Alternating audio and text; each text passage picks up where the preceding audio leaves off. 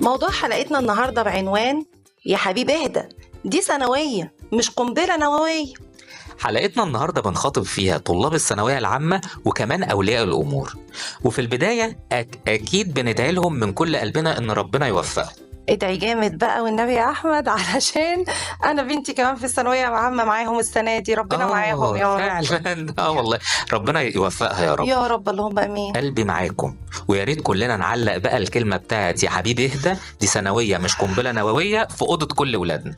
عايزين بقى نتكلم على إنسان الغاب طويل الناب، اللي هو البعبع المخيف اللي الكل بيخاف ويرتعب منه ده، يعني يما، ونشوف هو احنا عندنا حق في اللي بنعمله ده في نفسنا وفي ولادنا ولا لا. معاناة. الطالب حاسس إن حياته كلها واقفة على المجموع اللي هيجيبه. لا، وأولياء الأمور عايزين يحطوا كاميرا مراقبة كده فوق رؤوس ولادهم، يشوفوا بتذاكر ولا لا، كتب ومدرسين ومراجعات، وذاكر ذاكر وذاكر ذاكر. احنا كلنا متفقين إنها سنة مهمة، لكن والله ما هي اللي هتحدد مصيرك أبدا.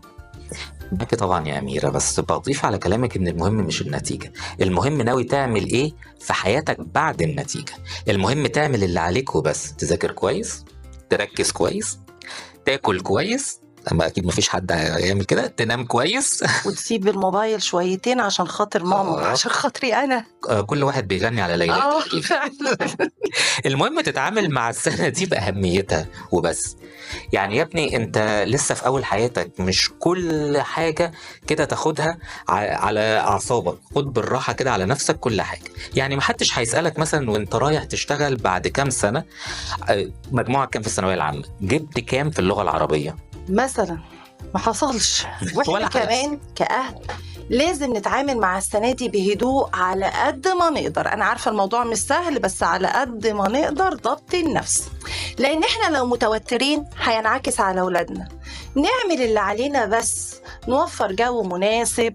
هنيجي على نفسنا شوية، أنا عارفة والله هنيجي على نفسنا شويتين. احنا سامعين مصاريف دروس، مراجعات. يا أختي اسألنا أنا. لا، وكمان بس في نقطة تانية، الأهالي كمان لازم يطبطبوا على أولادهم ويفتخروا بمجهودهم طول السنة. صح، لأن السنة طويلة قوي ومرهقة قوي. يعني أنا للأسف بشوف أهالي علاقتهم بتتوتر قوي بولادهم بسبب الثانوية العامة. واللي بيزود التوتر كمان يا أحمد، إن أنا ألاقي مثلا غلطة كبيرة الأهالي بيقعوا فيها. واحد مثلا دكتور عاوز ابنه لازم يطلع دكتور، ده نص مهندس لازم يطلع مهندس. طب انت بتفرض عليه مستقبله ليه؟ مش يمكن الولد تكون ميوله بعيدة خالص عن الطب؟ بالله عليك